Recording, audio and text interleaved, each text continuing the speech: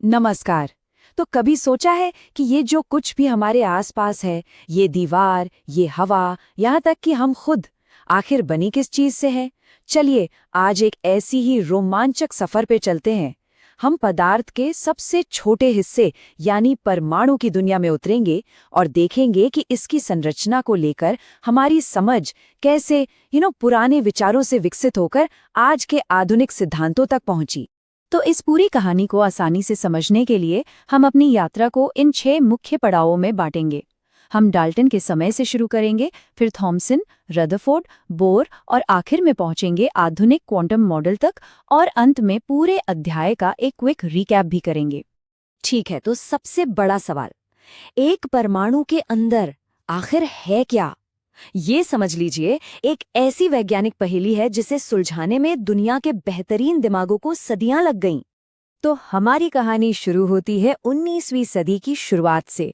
यहाँ आते हैं जॉन डाल्टन और उनकी परमाणु थ्योरी, जिसने कह सकते हैं आधुनिक रसायन विज्ञान की नींव रखी। तो 1808 में डाल्टन ने एक सीधी सी बात कही। उन्होंने कहा कि परमाणु पदार्थ के सबसे छोटे अविभाज्य बिल्डिंग ब्लॉक्स हैं, मतलब इन्हें और नहीं तोड़ा जा सकता। जैसे एक दीवार ईंटों से बनती है, वैसे ही हर चीज परमाणुओं से बनी है। असल में एटम शब्द ग्रीक के अटोमियो से आया है, जिसका मतलब ही होता है जिसे काटा न जा सके। और देखिए, ये विचार भले ही सरल था, पर इसने उस समय के कई बड़े रासायनिक नियमों जैसे द्रव्यमान संरक्षण के नियम को बिल्कुल सही सही समझा दिया। लेकिन डाल्टन का ये अविभाज्य परमाणु का विचार हमेशा के लिए नहीं टिकने वाला था। 19वीं सदी के अंत में हुए प्रयोगों ने सब कुछ बदल दिया। कल्पना कीजिए एक कांच की ट्यूब की, जिसके अंदर बहुत कम दबाव पर गैस भरी हुई है।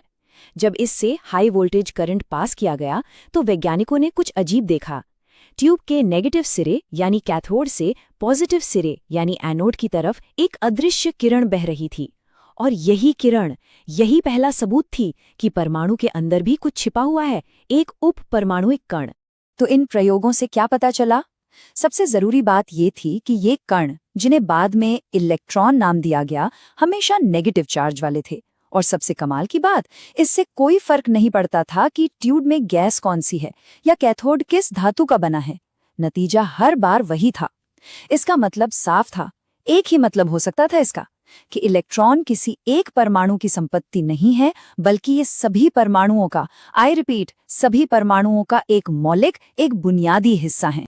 अच्छा, इलेक्ट्रॉन मिल गया जो नेगेटिव चार्ज वाला है। तो वैज्ञानिकों ने सोचा, अगर परमाणु में नेगेटिव चार्ज है तो उसे संतुलित करने के लिए कहीं न कहीं पॉजिटिव चार्ज भी तो होना चाहिए। बिल्कुल सही। कुछ ऐसे ही प्रयोगों से पॉजिटिव चार्ज वाले कण भी मिले। जब हाइड्रोजन गैस ली गई तो उससे जो सबसे हल्का पॉजिटिव आयन मिला, उसे नाम दिया गया प्रोटॉन। पर कहानी अभी भी पूरी नहीं हुई थी। काफी सालों बाद 1932 में जेम्स चैडविक ने एक तीसरा कण ढूंढ निकाला, न्यूट्रॉन। इस पर कोई चार्ज नहीं था, ये न्यूट्रल था और इसका द्रव्यमान लगभग प्रोटॉन के बराबर ही था। तो अब जाकर परमाणु के तीनों मुख्य खिलाड़ी, इलेक्ट्रॉन, प्रोटॉन और न्यूट्रॉन, हमारे सामने थे।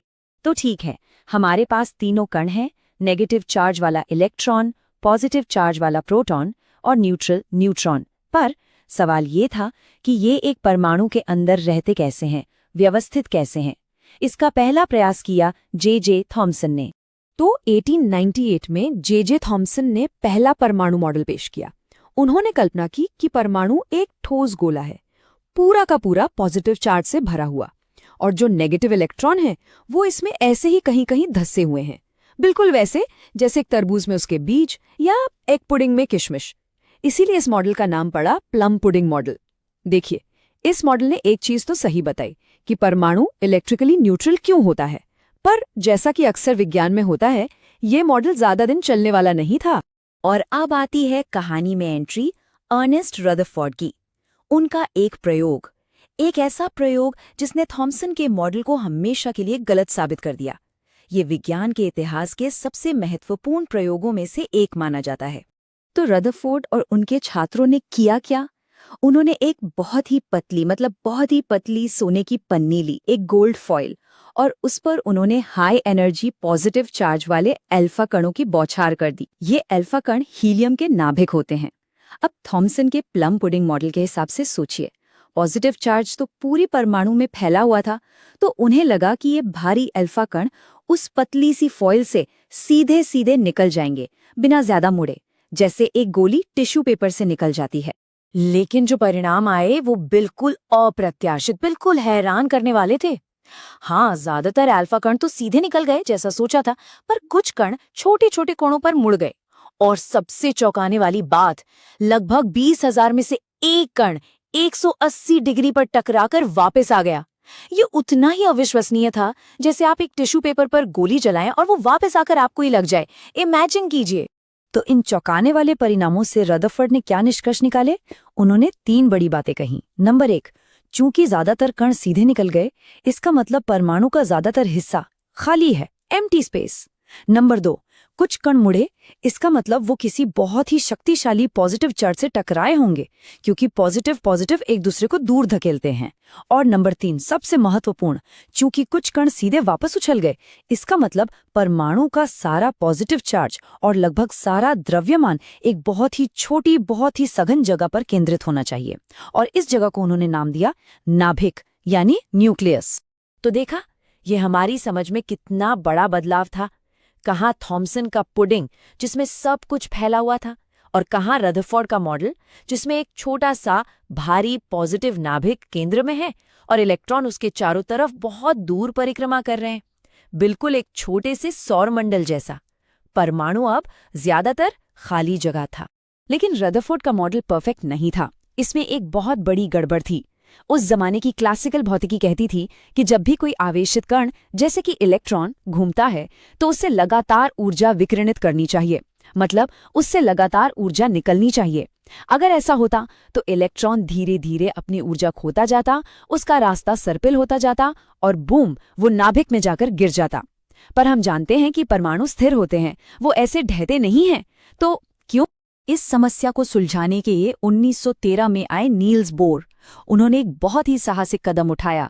उन्होंने क्लासिकल भौतिकी के नियमों को किनारे रखा और एक बिल्कुल नई थियरी, क्वांटम थियरी का इस्तेमाल करके रदरफोर्ड के मॉडल को ठीक किया।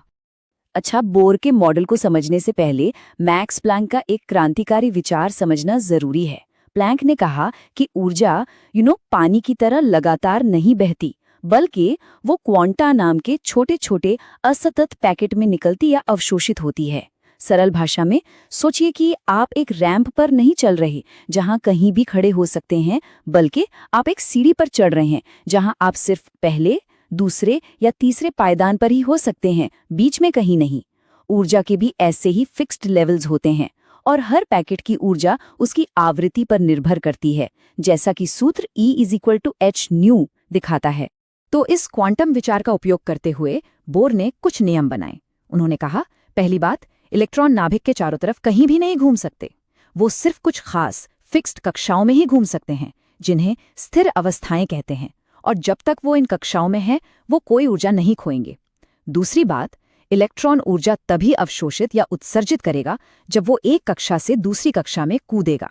यह एक गेम चेंजिंग विचार था। और बोर के मॉडल का सबसे बड़ा सबूत, उसकी सबसे बड़ी जीत क्या थी?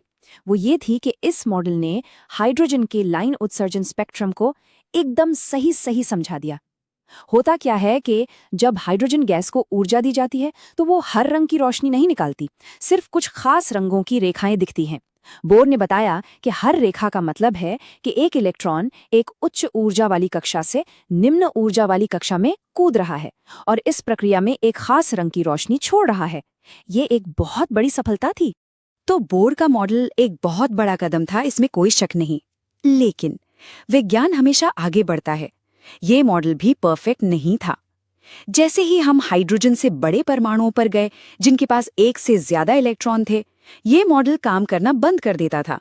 और कुछ बारीकियां भी थी जिन्हें ये समझा नहीं सका। बोर के मॉडल से आगे बढ़ने के लिए 2 नए दिमाग घुमा देने वाले विचार सामने आए। पहला, डी ब्रॉगली का विचार। उन्होंने कहा कि इलेक्ट्रॉन जैसे कण सिर्फ कण ही नहीं होते, उनका तरंग जैसा स्वभाव भी होता है, दोहरा स्वभाव। दूसरा, हाइजेनबर्ग का अनिश्चित सा सिद्धांत।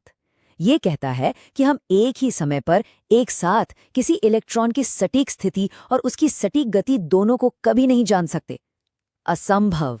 अगर एक चीज को नापने जाएंगे तो दूसरी चीज अनिश्चित हो जाएगी। इन दो विचारों ने मिलकर बोर के फिक्स्ड गोल गोल कक्षाओं के कॉन्सेप्ट को हमेशा के लिए खत्म कर दिया। तो हमने काफी लंबा सफर तय किया है ना? चलिए इस पूरी यात्रा को एक बार फटाफट से दोहराते हैं। हमने शुरू किया 1808 में डॉल्टन के एक ठोस अविभाज्य गोले से। फिर 1898 में आया थॉमसन का प्लम पुडिंग मॉडल। 1911 में रदरफोर्ड ने हमें नाभिक दिया। 1913 में बोर ने उसके चारों तरफ फिक्स्ड क्वांटाइज्ड कक्षाएं बनाईं और अंत में 1927 के आसपास क्वांटम यांत्रिकी ने हमें दिया आधुनिक दृष्टिकोण, जिसमें फिक्स्ड कक्षाएं नहीं बल्कि इलेक्ट्रॉन प्रायिकता बादल हैं। देखा, हर नया मॉडल पिछले मॉडल की गलती सुधारकर उसके ऊपर बनाया गया था। और ये हमें आज के अंतिम और सबसे महत्वपूर्ण सवाल पर लाके छोड़ता है। अगर इलेक्ट्रॉन फिक्स्ड कक्षाओं में नहीं घूमते, अगर हम उनके आने जाने का रास्ता जान ही नहीं सकते, तो फिर हम उनका वर्णन कैसे करते हैं? आखिर वो रहते कहाँ हैं? इस सवाल का जवाब परमाणु ऑर्बिटल्स की अवधारणा में छिपा है। ये नाभिक के आसपास के वो 3D क्षेत्र हैं जहां एक इलेक्ट्रॉन के पाए जाने की संभावना सबसे ज्यादा होती है। ये आधुनिक क्वांटम मॉडल का दिल है और यही वो विषय है जिसे आप रसायन विज्ञान में आगे विस्तार से पढ़ेंगे।